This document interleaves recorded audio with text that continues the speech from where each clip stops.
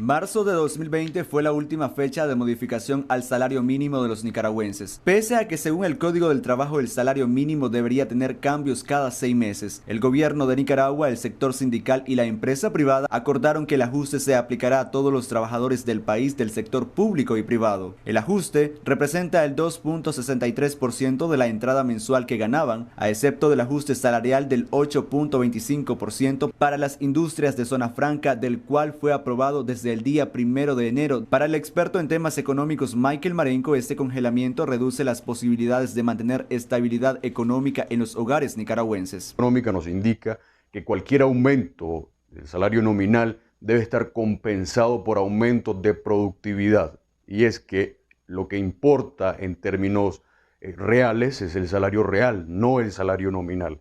Porque la cantidad nominal no es la que nos indica cuánto nivel de riqueza tiene una persona para adquirir bienes y servicios en el mercado, no, sino la cantidad en términos reales, el salario real, que básicamente nos da un aproximado del poder adquisitivo de las personas.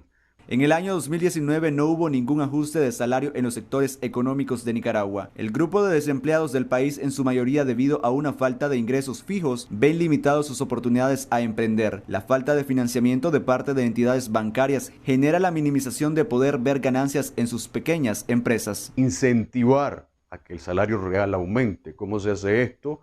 Principalmente generando condiciones económicas estables, favorables, para que las pymes, las pequeñas y medianas empresas puedan crecer. Hablamos de financiamiento, hablamos de mecanismos e instrumentos de financiamiento, acceso a crédito, hablamos de generar condiciones macroeconómicas favorables para que surjan nuevas iniciativas empresariales y las ya existentes puedan crecer y puedan suplir la demanda doméstica que se genera en el mercado.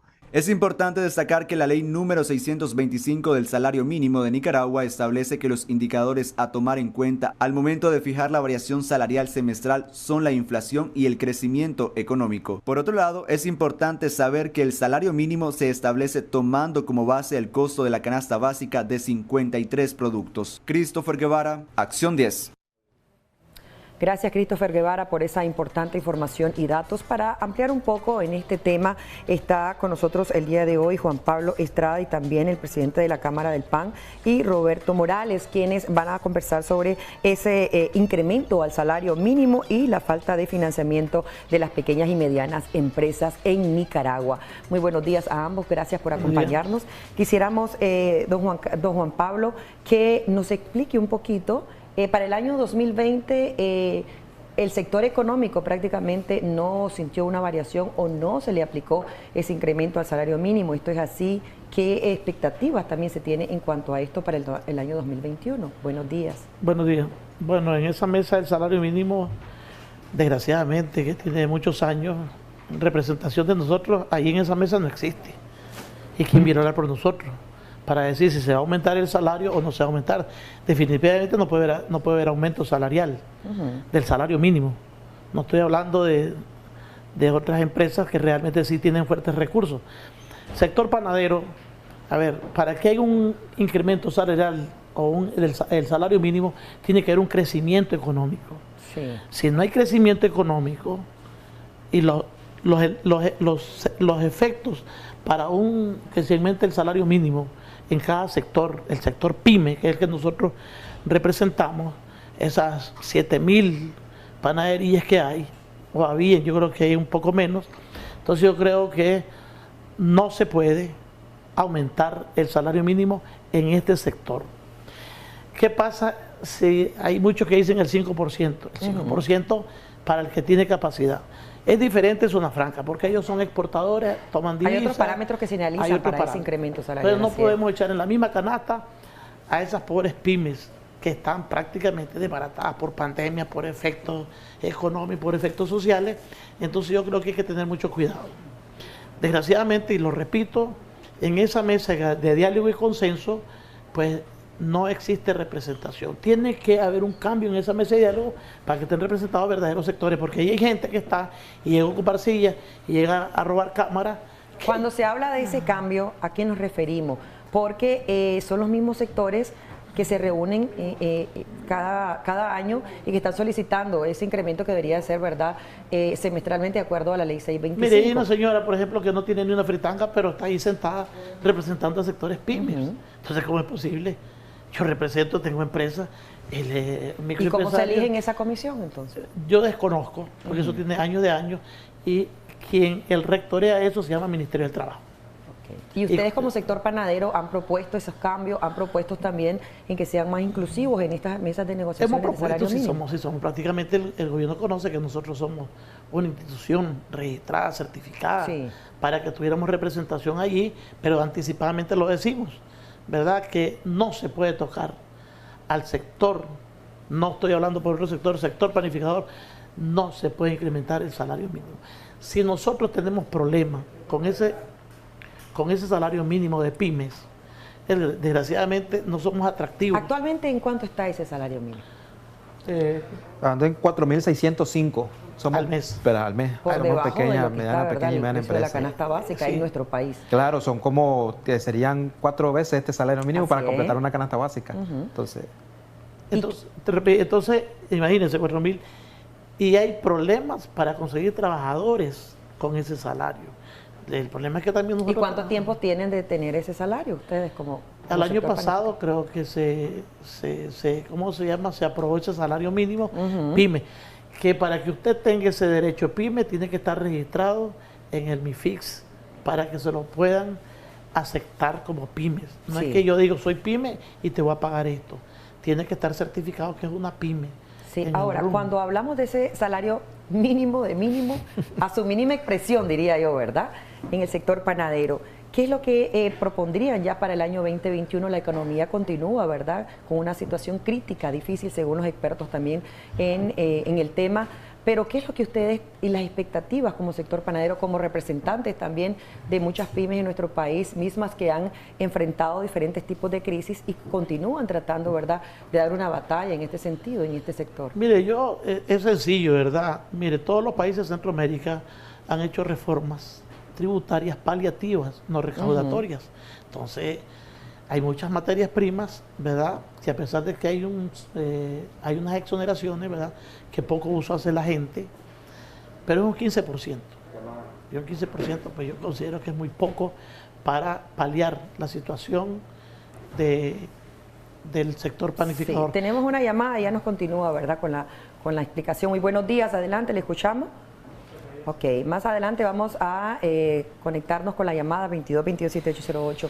En este sentido también, usted decía que el año pasado hubo un leve incremento quizás de ese salario mínimo. Entonces, ¿de cuánto era en el año 2019, por ejemplo? Creo que el año pasado fue el 2.5%, ¿verdad? Que es mínimo, pero todavía se soportó, ¿verdad?, con esperanza que eso se mejorara. Sí. Pero creo que este año nos pegaron un fuerte golpe las materias primas, que desgraciadamente el 99.9% se importan. Eso por un lado.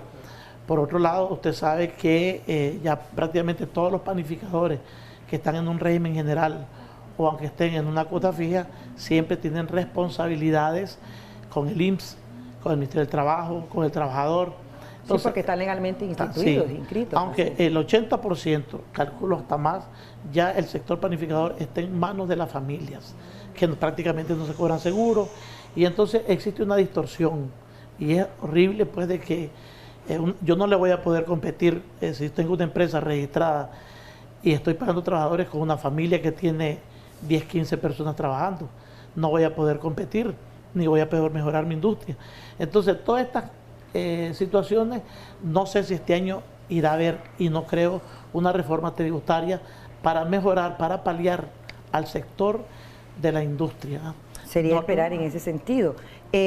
Roberto, en el sentido también de la actualización de algunas tecnologías que siempre también se demanda como sector pymes, pero también el financiamiento o la falta del mismo que en este momento ustedes han experimentado y que ahora se ha puntualizado esa falta de financiamiento. Contanos un poco de eso.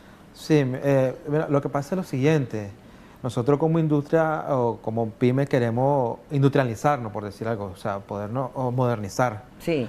Pero por la falta de financiamiento no podemos. Aparte de eso, le sumamos la energía eléctrica, que es lo más caro que tenemos nosotros como uno de los insumos, que no los va a dejar, porque si yo meto 5 máquinas para procesar pan, eso me va a incrementar sumamente carísimo, me va a salir la energía. Entonces, sí, hay cosas que nos detienen a podernos industrializar, por ejemplo, la falta de financiamiento. Es que aparte de esto, nosotros, por la misma política que se ha dado o los efectos que hemos vivido desde 2018 en adelante, nosotros quedamos como riesgosos para los bancos, y los bancos no los prestan así abiertamente hoy por hoy. Tenemos que cumplir ciertos requisitos que no todas las MIPYME la tienen. Pues, por ejemplo, algunas no están registradas, otras están que solo tienen alcaldía, otras solo tienen DGI, otras no tienen nada. Entonces, por esa falta de organización o de legalidad, sí, como MIPYME no tenemos acceso a financiamiento y a otras muchas cosas que podemos hacerlas, simple y sencillamente que estemos legalizados. Hay unos que están en el sector formal y el otro en el sector informal, y eso también sería algo difícil que ustedes también estarían experimentando. Es más el sector informal que el formal. El formal son pocos.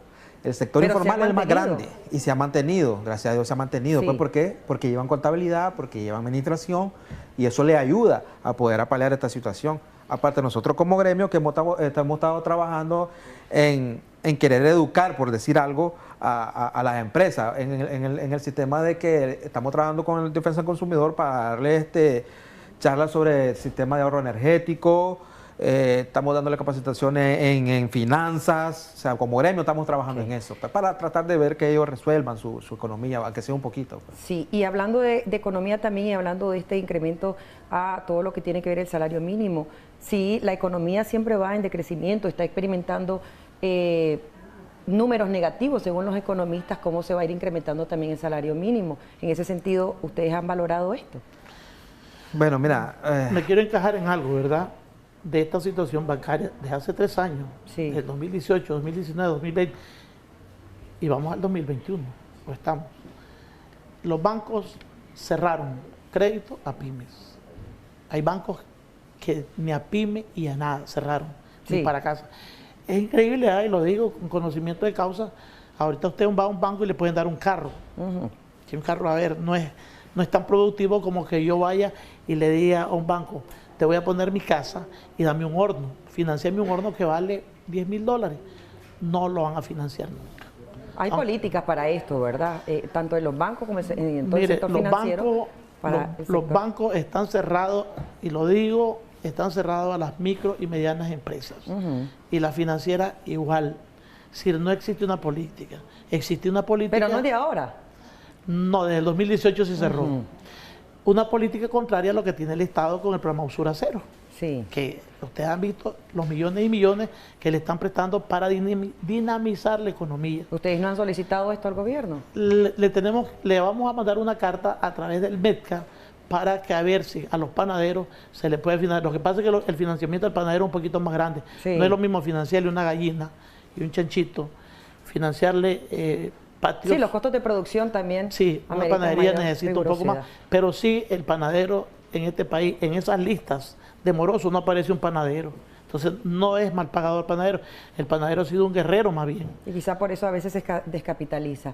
Muchísimas gracias, Juan Pablo, muchísimas gracias también, Roberto Morales, por esa información misma que estaremos ampliando a medida de lo que va pasando los meses en este año 2021. Esperamos que siempre sea Dios el que guíe a cada uno de los sectores de nuestro país, que ha sido pues severamente golpeado por parte de la economía, no de ahorita.